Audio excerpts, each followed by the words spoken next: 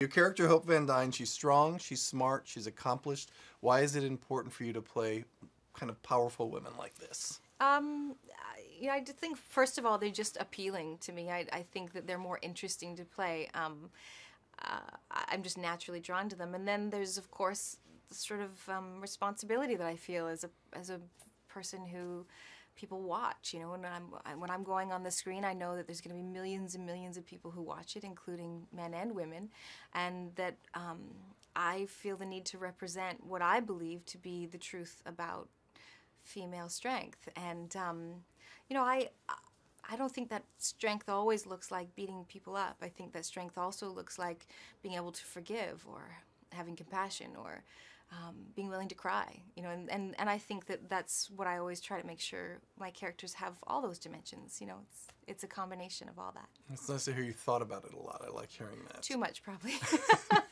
All right, so in this superhero film, what do you think makes your character a relatable one? I think the thing that is most relatable about Hope Van Dyne is that she has daddy issues. And who doesn't? Who doesn't have daddy issues? You know, we all, to a certain extent, I think, can relate to complications with our parents, and bitterness and frustration and misunderstanding, and that just is par for the territory. And I expect it with my kids, and you know, it'll be an adventure. And so to be able to represent that and put that on the screen was important and meaningful. And I think what was great about it is that there was no, it didn't feel like there was pettiness. It felt like there was genuine history that needed to be sorted out, and it is sorted out between two human beings. It was very opposite to sort of reality television, what you see going on. There is a thoroughness that went through your head when you took this role, I think. Yeah. Yeah, when I was first presented the role, it certainly wasn't as multidimensional as what I was lucky enough to be able to work with in the end.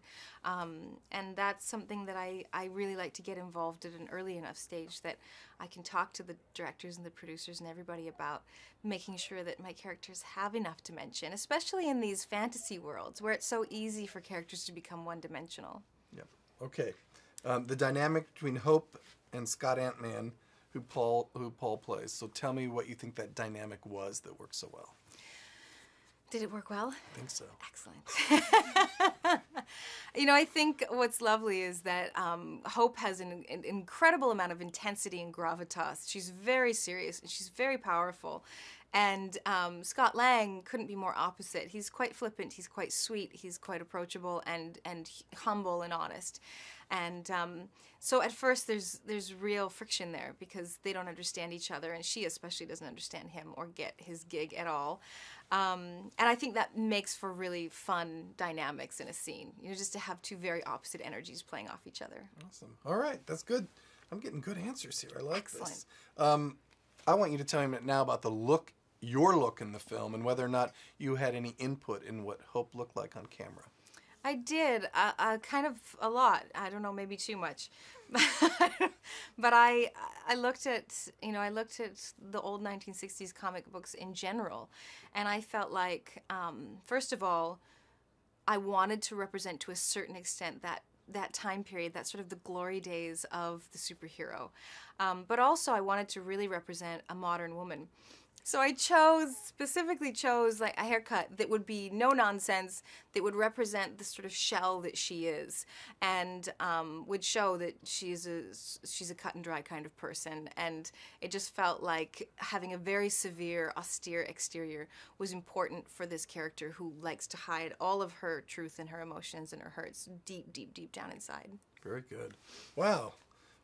I love the thought that went into this. I got to keep on my list here. Okay. Did you have to do any kind of training to perfect Hope's fighting style? Yeah, I did. What I had to learn to do is not be so graceful. You know, Tauriel, for example, being my last character that I did in action scenes, was very graceful, very elven. Everything was fluid and lovely, and Hope is actually a Muay Thai expert, which meant I had to know how to punch like a man. You know, I had to know, like a boxer. I shouldn't say like a man. There's amazing female boxers. I had to learn how to punch like a boxer.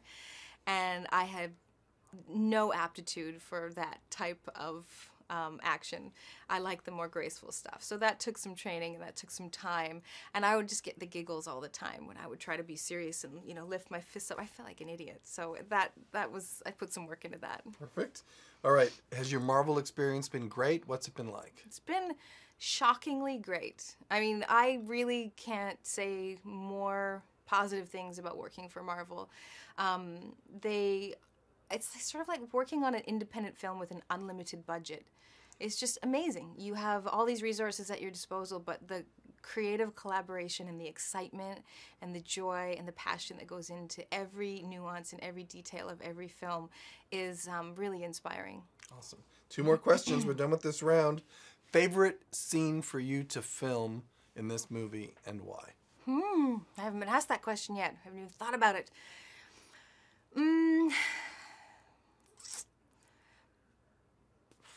I think it's really hard. Let me just say one of my favorite scenes to film was a very emotional scene between myself and Michael Douglas's character, Hank Pym, who plays my father.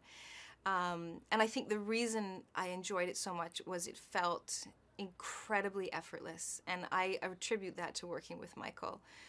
He is so talented, and he is just he's an emotional powerhouse, and I felt like the chemistry in the room was so alive that the work wasn't work anymore. We just fell into the roles and did it. 30 seconds left in the round. What do you know for sure audiences can expect from Ant-Man? I think they can expect to be pleasantly surprised because nobody can predict or even, I couldn't even anticipate what this film was going to be like, what kind of a ride it was going to be. From the moment that Scott Lang gets the Ant-Man suit, to the end of the film, you are so washed up in this tide of fun and action that you forget yourself. Even I am such a critical actor when I watch my own films, forgot myself, you know, and just was so absorbed in the story and the fantasy. And the ants will draw you in. Man, those ants are so cool.